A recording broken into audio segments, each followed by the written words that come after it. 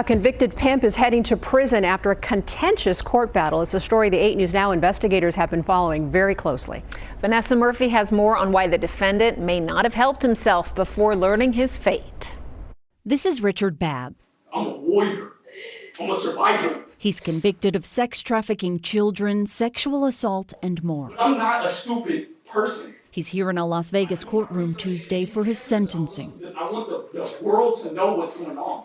He claims he's been wronged. He calls court marshals criminals, says his previous attorneys didn't do their jobs, and interrupts Clark County District Court Judge Michelle Levitt. Let me tell you something. When I talk, you're not going to tell me that I can't interrupt you. While prosecutor Morgan Lombardo speaks, he acts like he was in love with her to make her think that she was doing the right thing.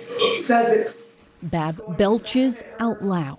Lombardo continues to argue for a sentence of 57 years to life in prison, saying each of Babb's 4 victims should be considered. Left her on Tropicana to go have sex with adults, where he would retrieve the money for it. She says Babb met 2 victims, 12 and 13-year-old girls, on Snapchat to initially try to sell them marijuana. He was the adult going to a children's home to collect them, to give him a blowjob. Babb still tries to argue for a new trial. He doesn't appear to accept responsibility or show remorse.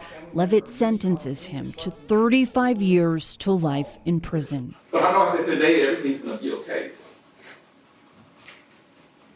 God has all this.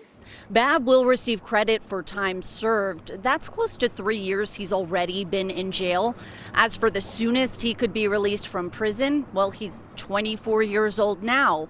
He'll be close to 60 years old. Reporting in downtown Las Vegas, Vanessa Murphy, 8 News Now. Babb and his attorney argued for a new trial after some of Babb's loved ones were not allowed in the courtroom during it. The judge previously held an entire hearing on that issue, and prosecutors simply say his family members caused disruptions and made threats.